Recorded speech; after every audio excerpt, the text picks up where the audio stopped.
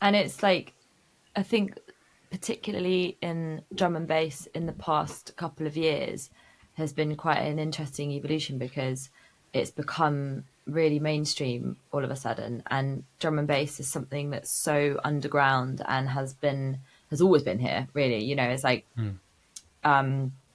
and it has its moments, like it'll come up and it'll have a big moment and everybody's like, oh my god, what's this drum and bass, this is really cool. And we're Mm. all like, well, we've been here the whole time. And then it will dip again and then it'll come up. But it was like having this really massive moment, coming out of lockdown. And I think everybody wanted to sign a drum and bass artist, and like everybody was wanting to work with a drum and bass person, and even better if it's a lady one, and all that kind of thing. Mm. But there's quite a lot of nuance to the drum and bass scene that I think, unless you've been in it for a long time, you won't necessarily understand. So like A&R giving feedback, and this wasn't my management were really great, but again, it wasn't quite the right fit for this drum and bass scene that is kind of its own beast, and it's weird. Unless you're in it, you don't really get it. And so A&R was sort of giving feedback on stuff that they were just seeing in massive drum and bass, or stuff that they just heard on Radio 1. And it's like, there's so much more to this than what you're like looking at the surface level stuff. So it's really quite frustrating of like being given certain boxes to fit into, when you're like, but you don't even know where the box comes from. you Mm. know so it's kind of been in a weird space. And I feel like we've kind of almost getting to the end of the cycle where drum and bass is all starting to sound like, 5 or 6 particular artists, and nobody else was getting a look in.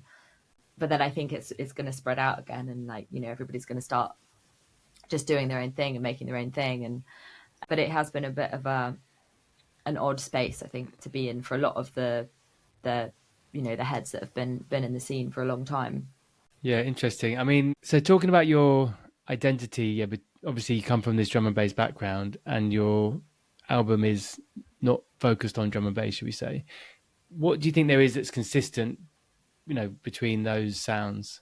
It's like the heavier end of dance music, and I think that's something that I can see, and I feel like they're really closely connected. But I guess somebody like people who are like the drum and bass labels that are like so rooted in drum and bass are like, but this is a dubstep song, or but this is a breakbeat song. But for me, I want to make songs.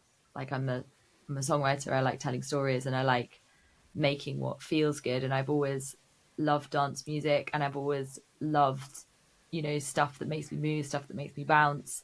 And I really enjoy the heavier production. Like, it's something that I just makes me feel really great. But yeah, I think that this album has an identity, and it is very tied into the drum and bass sound that I have been making for the past sort of 5, 6 years.